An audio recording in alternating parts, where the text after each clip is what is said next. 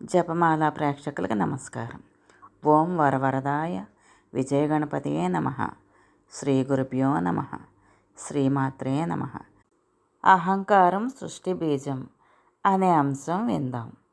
ఇక్కడ వ్యాసుడి ప్రసంగానికి జనమేజయుడు మళ్ళీ అడ్డుకట్ట వేశాడు. ప్రహ్లాదుడితో వీరికి యుద్ధం జరిగిందా? ఎందుకు జరిగింది? ఎప్పుడు జరిగింది? ముందుగా ఆ కథ చెప్పు.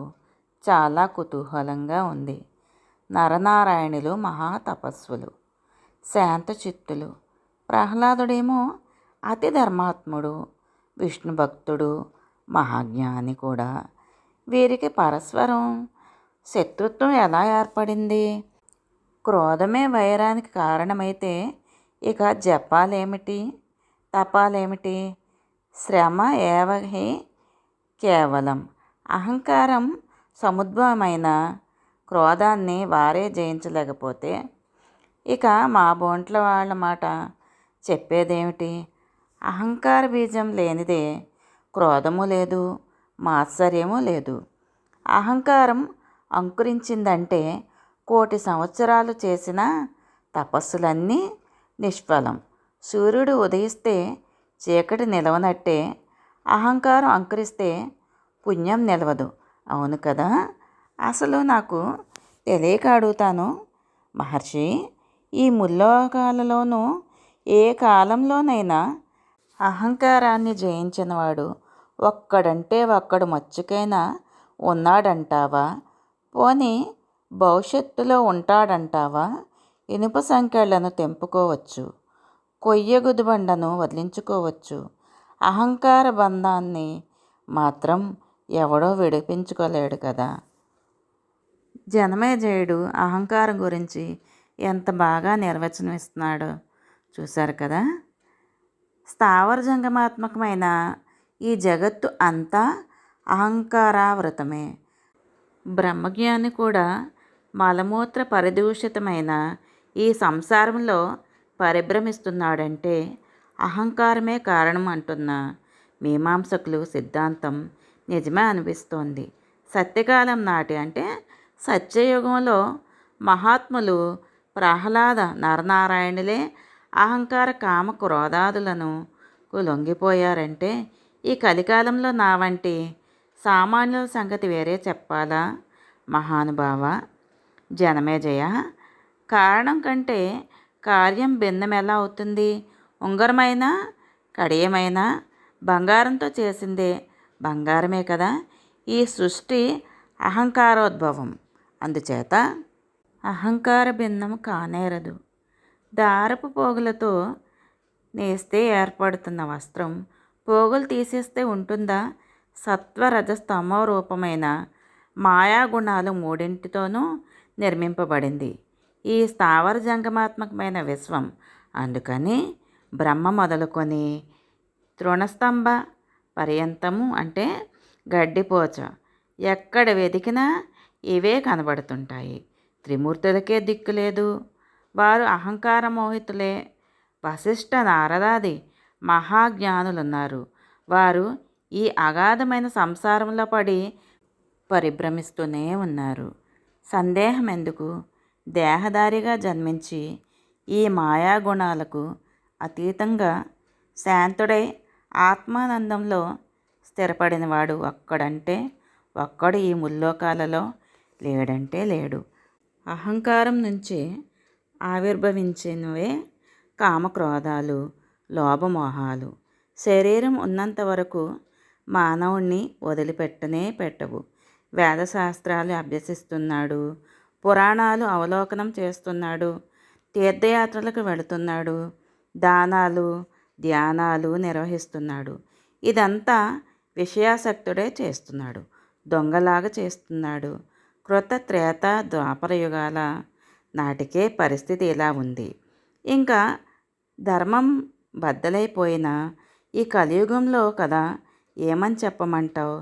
స్పర్ధ, ద్రోహం, లోభం, ఆమర్ష అంటే ఈర్ష ఇవే సర్వత్రా రాజ్యమేలుతున్నాయి.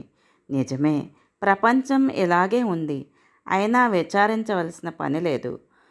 క్రోధ మద మాత్సర్యాలను జయించిన సాధు సజ్జనులు చెదురుమదురుగానైనా ఒకరో ఇద్దరో ఈ భూగోళం మీద లేకపోలేదు, ఉన్నారు. దృష్టాంతం కోసం ఉన్నారు. వ్యాస మహర్షి నిజంగా ఉన్నారంటారా? ఉంటే ముమ్మాటికి వారు ధన్యులు. ముల్లోకాలు వారికి దాసోహం అంటాయి.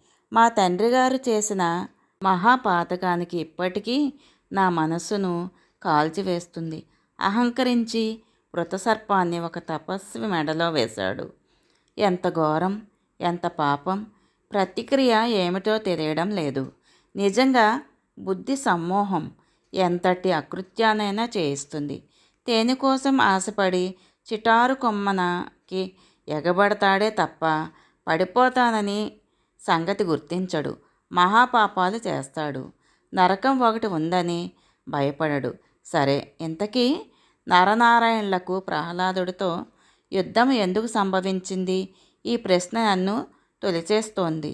ఎక్కడో పాతాళలోకంలో ఉన్న ప్రహ్లాదుడు సారస్వత తీర్థంలో పవిత్ర బదరికాశ్రమంలో ముక్కు మూసుకొని తావళం తిప్పుకునే నరనారాయణులను పరస్పరం ఎలా తారసపడ్డారు? వీరి వైరానికి కారణమేమిటి? కాంతా కనకాలు గదా వైరతరువుకి విత్తనాలు. ముగ్గురు ఈషణారహితులే, కోరికలు లేనివారు, ధర్మాత్మలే, జ్ఞానులే. వీరికి యుద్ధమేమిటి? చాలా వింతగా ఉంది. ఈ ఉత్కంఠ తట్టుకోలేకపోతున్నాను. వెంటనే తెర తొలగించు మహర్షి, ఛేదించు. సౌనకాది మహామునులారా, గమనించారు కదా, జనమేజయుడు మనస్సు పరమ నిర్వేదంతో పరితపిస్తోంది. తన తండ్రి పరీక్షిత్తు చేసిన మహాపాపం, దానికి ఫలితం స్నానదానాదిరహితమైపోతుంది, దుర్మరణం. ఇది అనుక్షణము అతనిని వేధిస్తుంది. పున్నామ నరకం నుంచి తప్పించడం ఎలాగా అని మనసు కలతపడుతోంది. అందరూ అహంకృతులే అనుకోవడంలో ఒక ఊరట లభిస్తోంది. అంతలో పరితపిస్తోంది. భయవిహ్వలుడు అవుతున్నాడు. ఆ చిత్త సంక్షోభం నుంచి విడుమరలగా కోరి పుణ్య కథాశ్రవణం చేస్తున్నాడు. వ్యాసుడు అందుకే వినిపిస్తున్నాడు. అనంతరం కథ ఎలా నడిచిందంటే, ప్రహ్లాద చ్యవన సంవాదం. జనమేజయ, హిరణ్యకశిపుడు తదనంతరం పాతాళ రాజ్యానికి ప్రహ్లాదుడు పట్టాభిషక్తుడయ్యాడు. నరసింహస్వామి స్వయంగా జరిపించారు. జనరంజకంగా పరిపాలన సాగిస్తున్నాడు. భూలోకంలోనూ పాతాళంలోనూ ధర్మం 4 పాదాలు నడుస్తుంది. యజ్ఞయాగాది క్రతువులు నిరంతరం నిరాటంకంగా సాగుతున్నాయి. ప్రజలంతా భోగభాగ్యాలతో సుఖ సంతోషాలతోనూ విరాజిల్లుతున్నారు. ఇలా ఉండగా ఒకనాడు భృగుపుత్రుడైన చ్యవన మహర్షి నర్మదా నదిలో స్నానానికి దిగాడు. స్నానం చేసి గట్టుకు వస్తుండగా ఒక భయంకర విషసర్పం అతడికి కాళ్లను నోట కరుచుకొని పాతాళానికి లాక్కొని పోయింది. భయభీతుడే మునిసత్తముడు విష్ణుమూర్తిని మనసారా స్మరించాడు. సర్పం నిర్విషమైపోయింది. నీటిలో మునిగి పాతాళానికి పోతున్న శ్రవణ మహామునిని చీమ కుట్టినట్టుగా కూడా లేదు. అక్కడికి వెళ్ళాక సర్పం మునీశ్వరుణ్ణి విడిచిపెట్టింది. చెక్కు చెదరలేదే అని ఆశ్చర్యపోయింది. ఇతడెవరో మహా తపస్విలాగా ఉన్నాడు, శపిస్తాడేమో అని భయపడి తన భార్యలతో పిల్లలతో కలిసి సకలోపచారాలు చేశాడు. ఆ సర్పవీరుడు చ్యవనుడు ప్రసన్నుడయ్యాడు. శపించలేదు సరికదా, కొత్త లోకం, కొత్త వాతావరణం ఆనందిస్తూ పాతాళలోకం సంచరించాడు. ప్రహ్లాదుని చూశాడు. ధర్మవత్సలుడుగా కదా చ్యవనుణ్ణి ఆహ్వానించి అర్ఘ్యపాద్యాలతో అర్చించాడు. గౌరవంగా సముచిత సింహాసనం మీద కూర్చోబెట్టాడు. చ్యవన మహర్షి, ఇలా అడుగుతున్నానని ఏమీ అనుకోవద్దు. మా పాతాళానికి రావడంలో కారణం ఏమిటి? దేవేంద్రుడు పంపితే వచ్చారా? నిజం చెప్పండి. ఇంద్రుడికి మా దైత్యులంటే తగని ద్వేషం కదా. మా రాజ్యం ఎలా ఉందో చూసి వెళదామని వచ్చారా? ప్రహ్లాద, ఇంద్రుడితో నాకు పని ఏమిటి? అతడికి దూతగా రావాల్సిన అవసరం ఏమిటి? నేను భృగుపుత్రుణ్ణి, స్వనేత్రుణ్ణి, ధర్మతత్పరుణ్ణి. అనవసరంగా నన్ను శంకించకు. నర్మదా పుణ్యతీర్థంలో స్నానం చేస్తుంటే ఒక విషసర్పం పట్టుకొని ఇటు లాక్కొని వచ్చింది. విష్ణుమూర్తిని స్మరించి విషసర్ప విముక్తుణ్ణి అయ్యాను. అంతలోకి నీ దర్శనం అయ్యింది. నువ్వు విష్ణు భక్తుడివి, నేను విష్ణు భక్తుణ్ణే. ప్రహ్లాదుడు సంతోషించి భూలోకంలో ఉన్న తీర్థాల గురించి తెలియచెప్పమని అభ్యర్థించాడు. చవనుడు అన్నాడు కదా, హిరణ్యకశిపు నందన, మనోవాక్కాయలు శుద్ధిగా ఉంచుకున్న వారికి అడుగడుగునా తీర్థాలే. మలిన మనస్కులకు గంగానది సైతం పాప పంకిలమే. మనసు పాపరహితంగా పరిశుద్ధంగా ఉంటేనే ఏ తీర్థాలైనా పావనాలయ్యేది.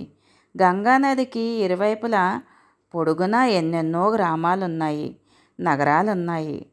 అడవుల్లో గిరిజనావాసాలు ఉన్నాయి. ఇన్ని జాతుల వారు రోజు ఆ గంగలో ముప్పొద్దులా మునుగుతున్నారు. బ్రహ్మ సమానమైన ఆ పవిత్ర జలాన్ని గ్రోలుచున్నారు. అయితేనేమి, ఒక్కడంటే ఒక్కడు ముక్తి పొందాడా?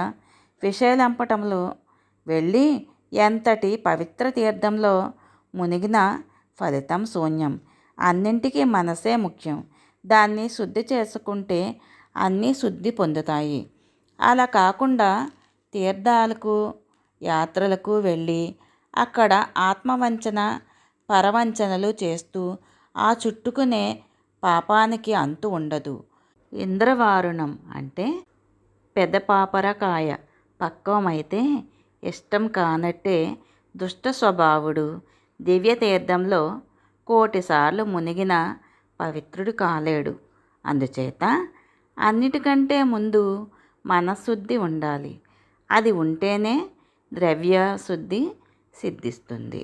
అటుపైన ఆచార శుద్ధి, ఇవన్నీ ఉన్నవాడికే తీర్థం అవుతుంది. లేకపోతే అదొక రేవు మాత్రమే.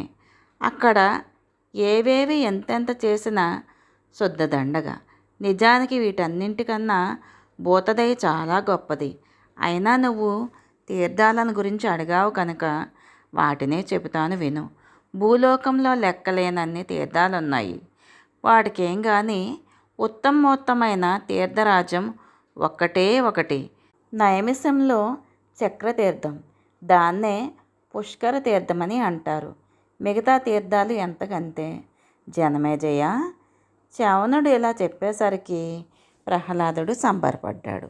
తన రాజ్యంలోని దైత్య ప్రముఖులనందరినీ సమాయత్తం చేసి వెంటనే నైమిషం బయలుదేరాడు. పుండరీకాక్షుణ్ణి, పీతాంబరుణ్ణి దర్శిద్దాము, తరిద్దాము, రండి రండి అంటూ ప్రయాణమయ్యాడు. నైమిషం చేరుకున్నాడు. చక్రతీర్థంలో చిత్తశుద్ధిగా స్నానం చేశాడు. విమలోదకాలతో విరాజిల్లుతున్న పుణ్య నదీమ తల్లి సరస్వతిని సందర్శించాడు. ముమ్మారు మునిగాడు. మనస్సు ప్రసన్నమైంది. యథావిధిగా అనేక దానాలు నిర్వహించాడు. మిగతాది తర్వాయి భాగంలో విందాము. శ్రీమాత్రే నమః. ప్రహ్లాద నరనారాయణుల యుద్ధము. శ్రీమాత్రే నమః.